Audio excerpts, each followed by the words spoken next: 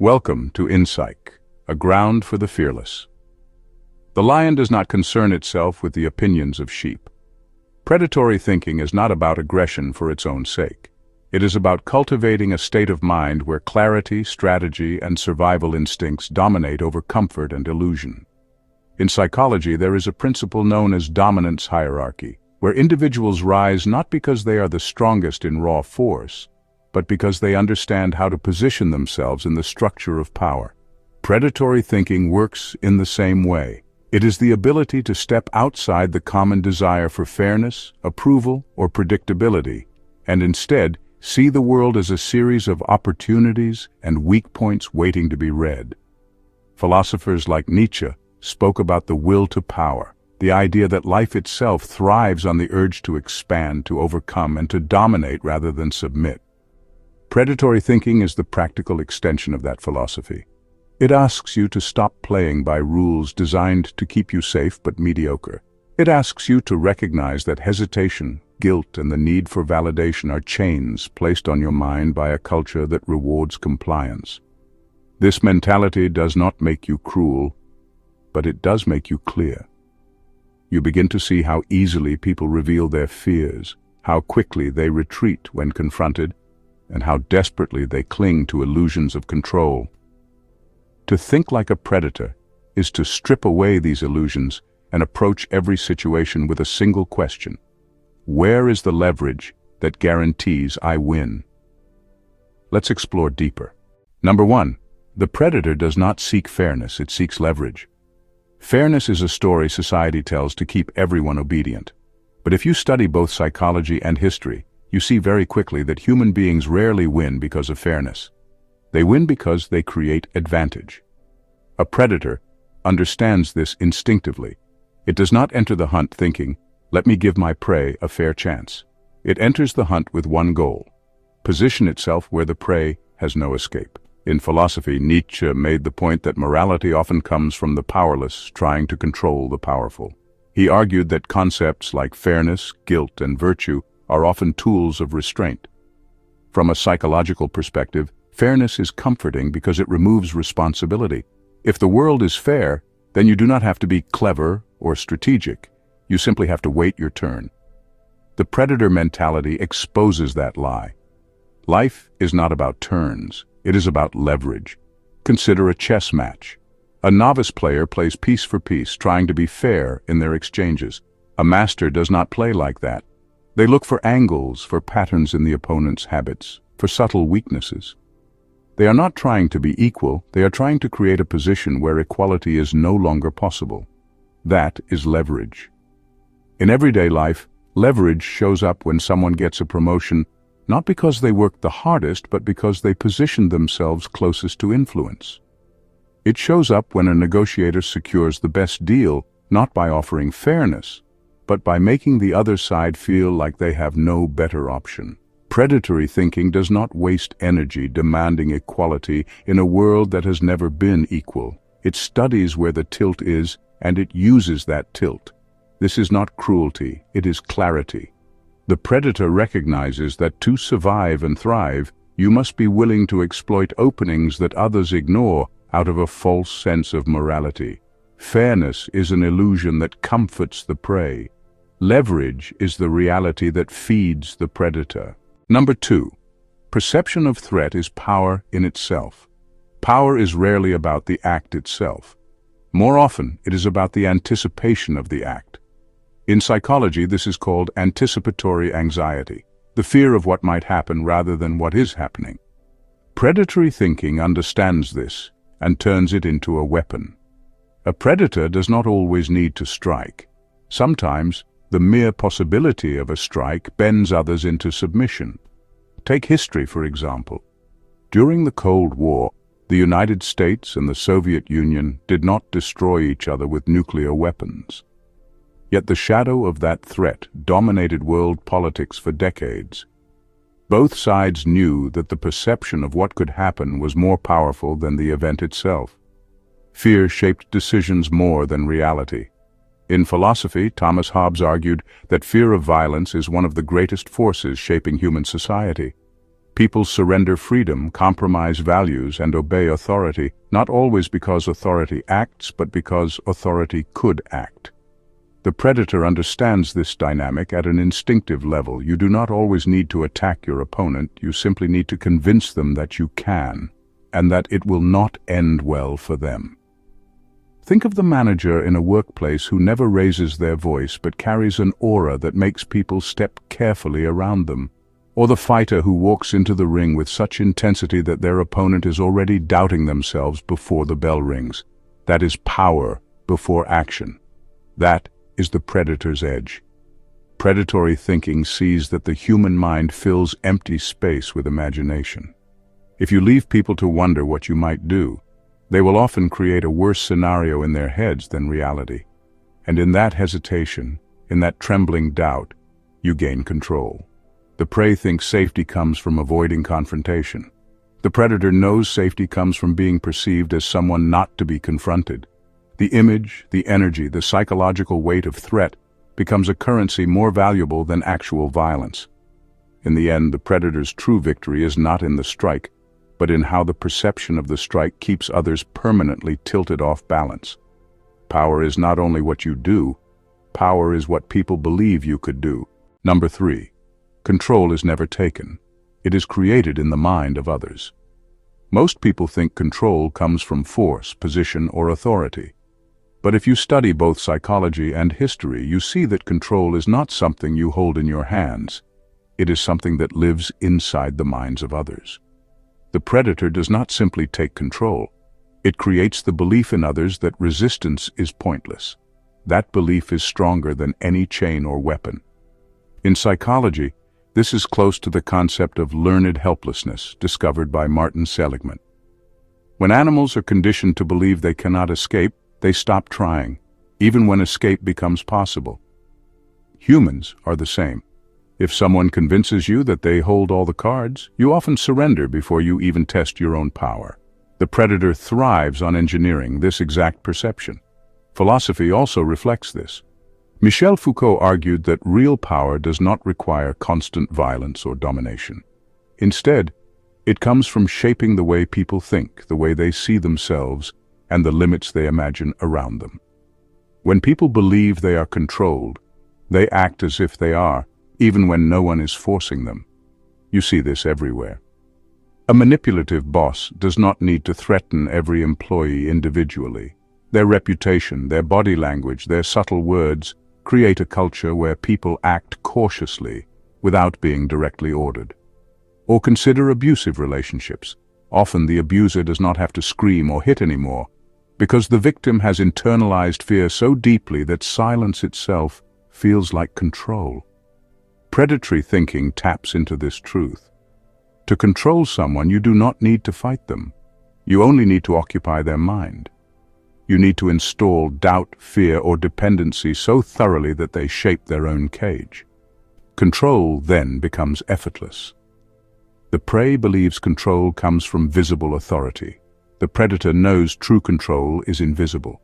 It exists in the way people hesitate, in the way they self-censor, in the way they give up power before the predator even asks for it. That is not brute force. That is mastery of perception. Number 4. The predator plays in the shadows of predictability. Human beings are creatures of habit. We eat at the same time, walk the same routes, check our phones in the same rhythm. Even our emotional reactions follow predictable patterns. This predictability, while comforting for most, is the playground of the predator. The predator lives in the shadows of these routines, waiting for the moment when habit becomes vulnerability. Psychology has a name for this: pattern recognition. Our brains are designed to detect and exploit regularities. Predators use this instinct not just to survive, but to dominate. If you know how someone usually reacts under stress, you can plan your move before they even think of theirs. It is not magic. It is simply studying the grooves of their behavior. Take warfare as an example. Sun Tzu in The Art of War wrote that the best general wins not by brute force, but by exploiting the predictable habits of the enemy. Armies that march the same routes, use the same formations, or rely on the same assumptions are defeated before battle even begins. The predator reads these shadows of predictability the way a chess master reads the board. Even in everyday life, this principle is everywhere. The colleague who always wants to be liked can be manipulated with flattery. The friend who avoids conflict can be pressured into silence. The negotiator who cannot tolerate discomfort can be forced into making concessions just to escape tension. Predictability exposes a map, and the predator reads it fluently. Philosophically, this ties into Heraclitus, who observed that while life appears to flow with chaos, people crave stability so much that they create repetitive patterns to anchor themselves. These anchors are comforting, but they are also chains. The predator does not need to break the chain, only to know exactly where it lies. The prey believes routine equals safety. The predator knows routine is exposure. Where there is predictability, there is an opening, and in those openings, the predator waits silently, patient, until habit turns into defeat. Number 6. Ruthlessness is not cruelty, it is clarity. People often confuse ruthlessness with cruelty, but they are not the same. Cruelty is about inflicting pain for its own sake. Ruthlessness is about refusing to let emotions, attachments, or moral illusions cloud your judgment. Predatory thinking understands this difference. To be ruthless is not to enjoy destruction, but to see reality as it is and act without hesitation when the moment demands it. Psychologically, human beings are wired for empathy and hesitation. Evolution shaped us to live in groups, to care about approval, and to avoid rejection. But the same instincts that once kept us safe in tribes often paralyze us in modern life. The fear of offending, the need to be liked, and the guilt of saying no all weaken decision-making. The ruthless mind cuts through these biases. It does not ask, how do I keep everyone happy? It asks, what action moves me toward survival or victory? Philosophers have wrestled with this. Machiavelli argued that it is better to be feared than loved if you cannot be both, because fear creates certainty while love is unreliable. Nietzsche went further, claiming that greatness comes from those who can rise above pity and act from strength rather than sentiment. These ideas do not dismiss compassion entirely, but they reveal the cost of letting compassion dominate strategy. Look at real-life examples. In business, a leader who refuses to fire an incompetent employee out of kindness weakens the entire team. In personal life, someone who cannot walk away from a toxic relationship because they do not want to hurt feelings sacrifices their own well-being. These are not acts of compassion, they are acts of weakness disguised as virtue. The ruthless mind does not indulge such illusions. Predatory thinking reframes ruthlessness as clarity. It is the ability to see the game board without the fog of emotion, to make decisions that others avoid because they feel too heavy.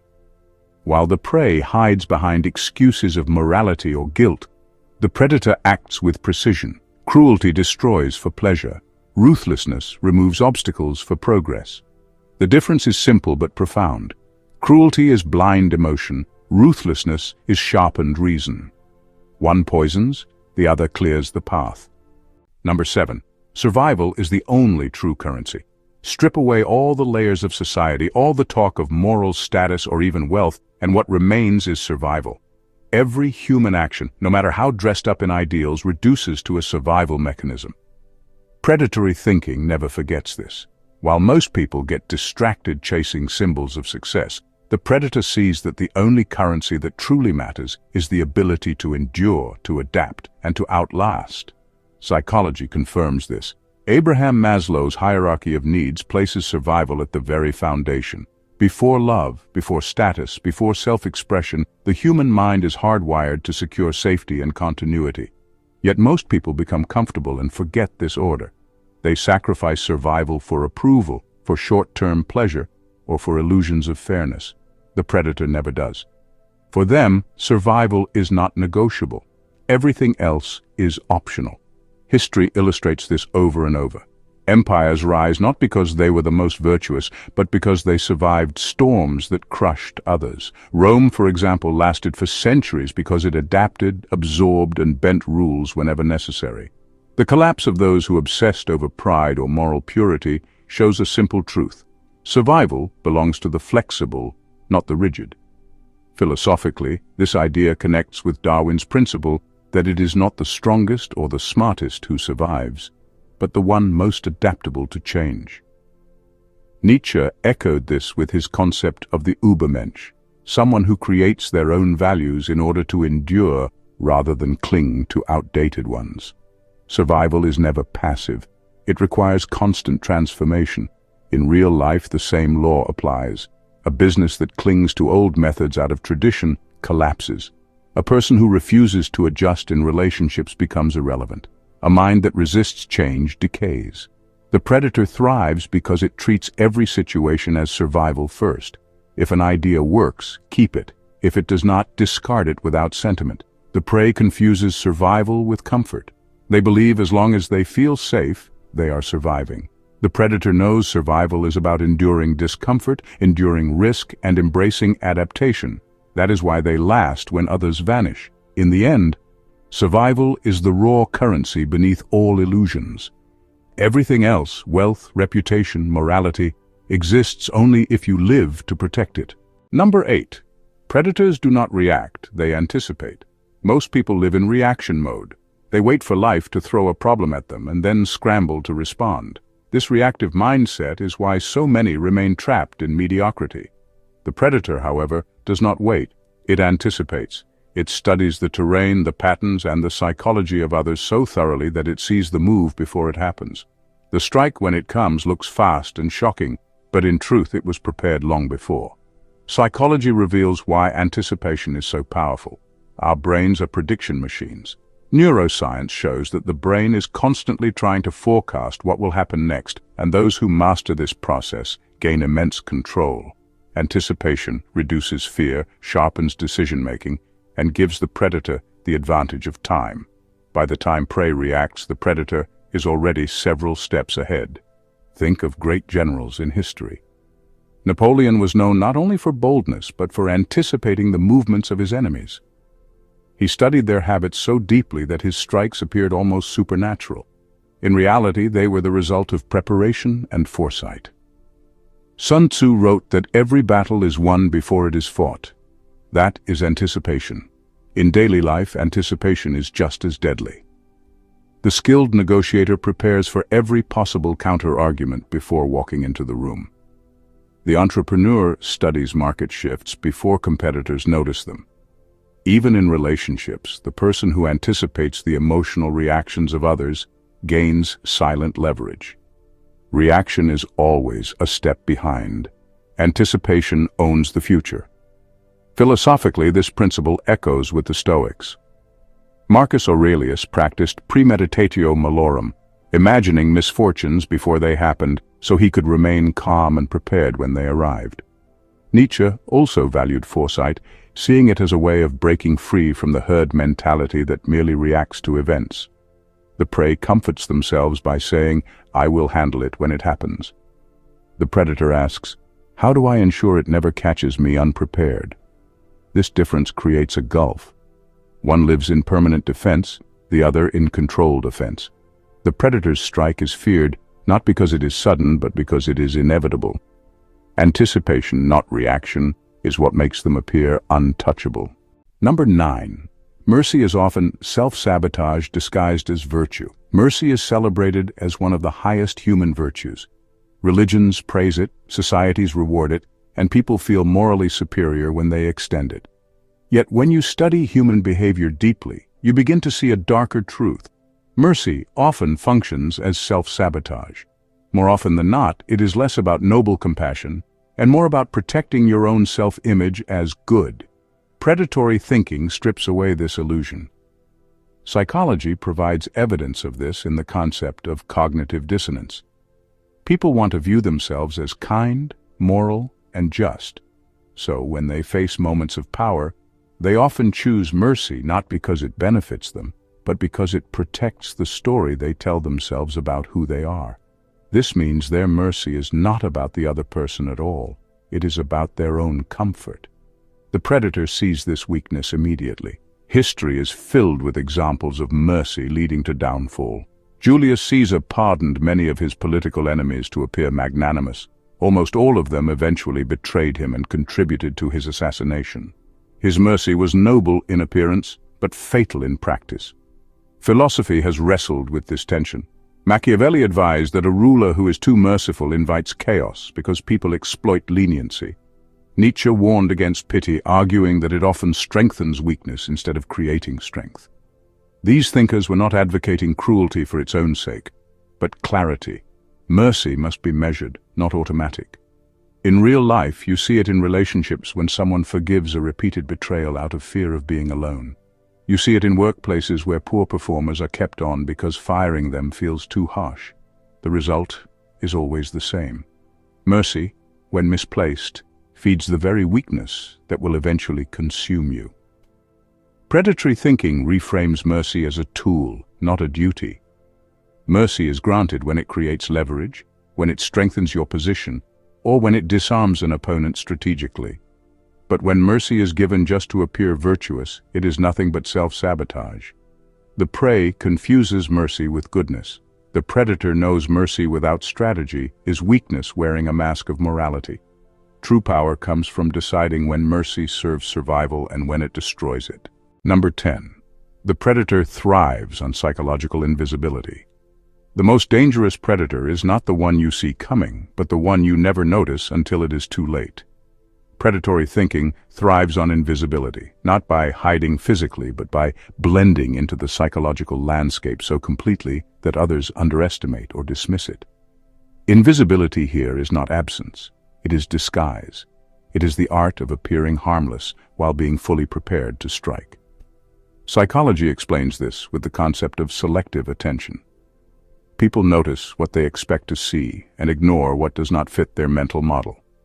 If you appear unthreatening, people filter you out. They project their attention on louder, more visible figures, leaving you free to move unnoticed.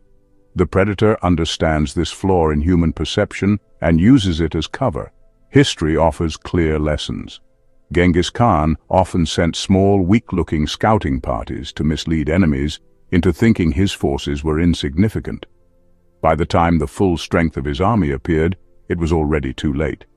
Similarly, in politics and business, figures who quietly built influence in the background often reshaped entire systems before their rivals realized they were a threat.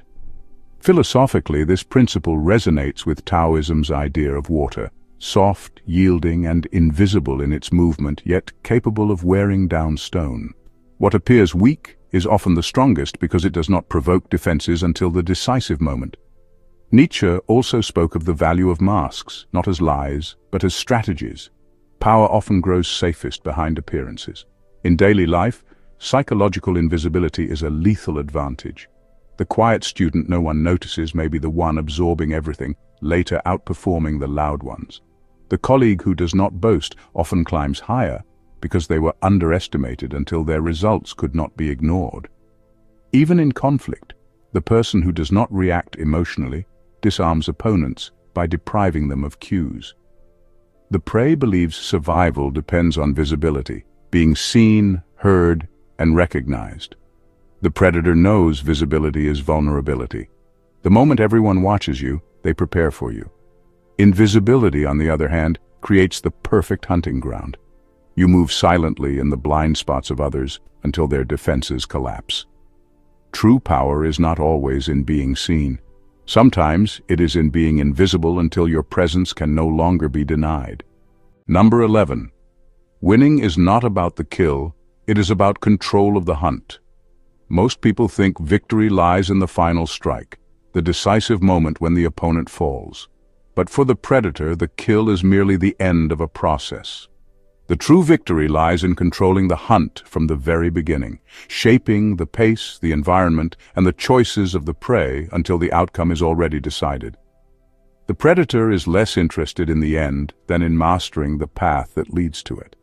Psychology helps explain this through the concept of locus of control. People with an internal locus believe they can shape events, while those with an external locus believe events happen to them. The predator embodies the internal locus completely. It does not wait for opportunities, it engineers them. By controlling the hunt, it removes the randomness of outcome and tilts every factor toward inevitability. History provides countless examples. Alexander the Great did not simply win battles with brute force. He controlled the hunt by forcing his enemies into terrain that benefited him, cutting off supplies, and breaking morale before swords even clashed. The battle was won long before blood was shed. Philosophically, this connects to determinism versus free will. The prey clings to free will, believing they make independent choices. The predator knows that if you control the conditions, the prey's choices are nothing but illusions. You do not take freedom away, you frame it so that every option they select leads them closer to your trap. In everyday life, this is visible in subtle ways. A skilled negotiator sets the tone of the conversation before numbers are ever mentioned. A master manipulator introduces ideas gradually until the other person believes the decision was their own. Even in relationships, the one who controls emotional tempo, when to give, when to withdraw, holds the real power. The prey thinks winning is about a dramatic finish. The predator knows winning is about quiet orchestration. If you control the hunt, the kill is not a gamble, it is a formality. The true predator celebrates not in the moment of victory, but in the precision of a process where defeat was never an option. Number 12. Predators use tension as a weapon. Most people fear tension. They rush to resolve it, to smooth things over, to escape the uncomfortable silence in the room. The predator does the opposite. It thrives in tension. It understands that tension unsettles the mind, scrambles thought, and forces people into mistakes. For the predator, tension is not a problem to be removed. It is a weapon to be sharpened. Psychology reveals why.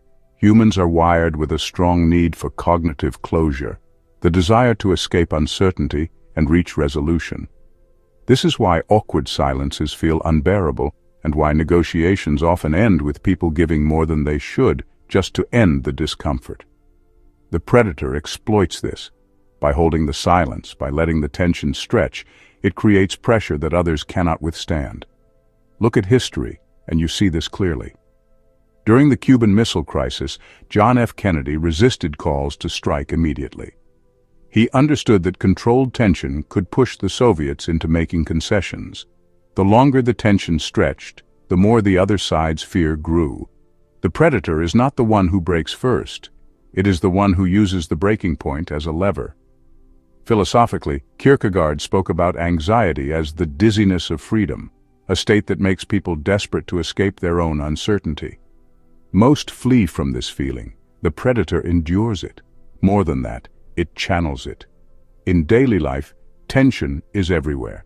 In arguments, the one who remains calm while the other person escalates gains psychological dominance.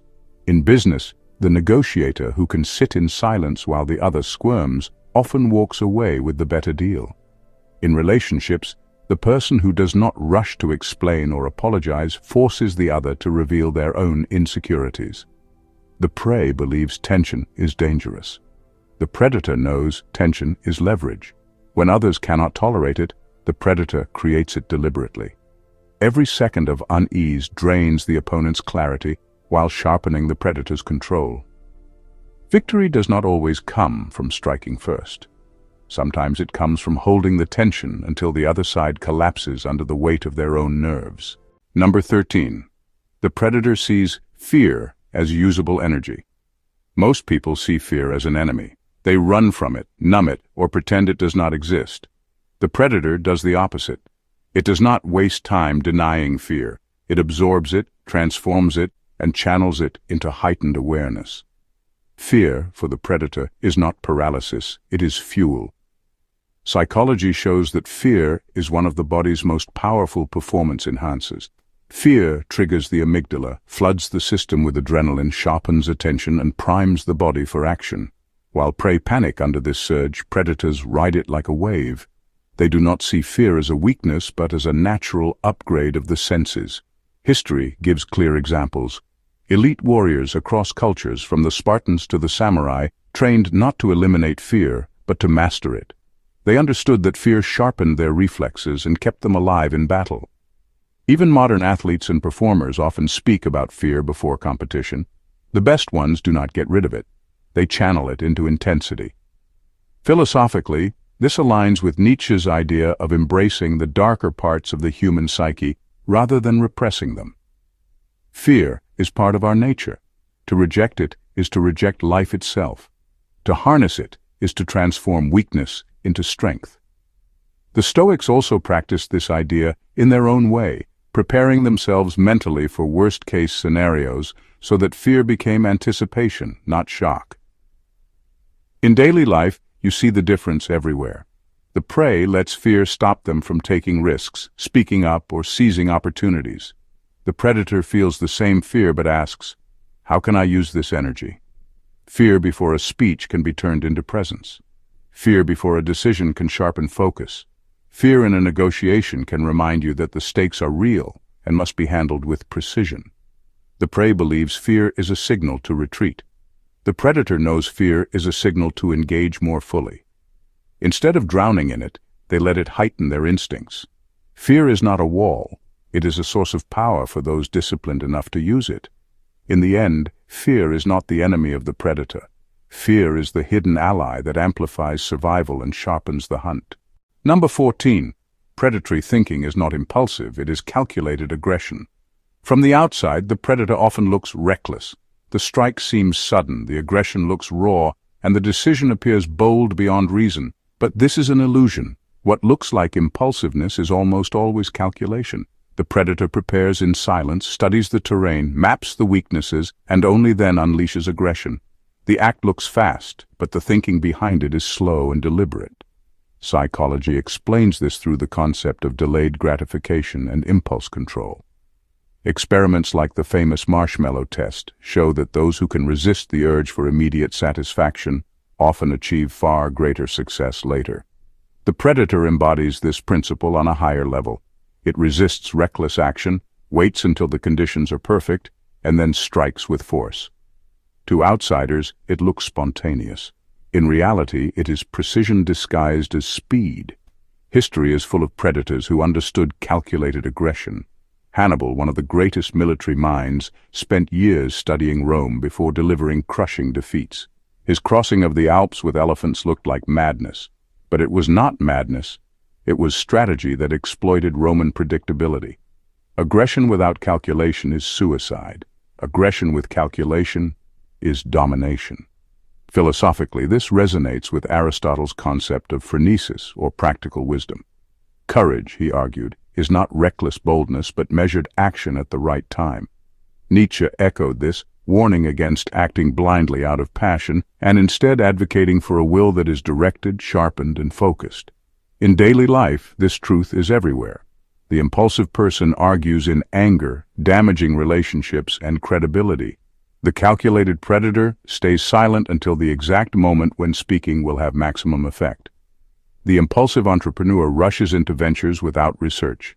The predator waits, studies the market, and then enters with overwhelming momentum. Even in conflict, the predator does not lash out at the first provocation. It chooses the strike that ends the fight in one move. The prey thinks aggression is strength. The predator knows aggression without calculation is weakness exposed. True predatory thinking is not about acting first. It is about acting last at the perfect moment with such precision that no second move is needed. Aggression alone burns out quickly. Calculated aggression rewrites the game. In conclusion, predatory thinking is not about violence, cruelty, or destruction. It is about clarity. It strips away the illusions of fairness, the comfort of excuses, and the false safety of conformity. It teaches that survival, leverage, anticipation, and control are not luxuries, but necessities if you want to rise above the herd. Psychology shows us that most people live in reaction, ruled by habit, fear, and the need for approval. They cling to the idea of fairness because it shields them from responsibility. They mislabel weakness as virtue because it makes them feel morally superior. But history and philosophy tell a different story. The people who shaped the world, the thinkers, the generals, the builders of empires, were not prey. They were predators of the mind. They saw deeper, moved earlier, and acted with a precision that left others disoriented. The predator mentality does not ask for permission. It does not wait for perfect conditions. It does not drown in pity or moral illusions. It looks at reality as it is, then bends it. And here lies the brutal truth. The world does not reward those who wait for fairness. It rewards those who create inevitability. To think like a predator is to free yourself from the illusions that enslave most of humanity. It is to embrace fear as fuel, tension as leverage, and weakness as opportunity. It is to master invisibility, anticipation, and ruthless clarity. And once you step into this mindset, you no longer ask, "Will I win?" The question dies before it forms, because the answer is already decided. The predator always wins because it never plays the praise game. Thank you for watching.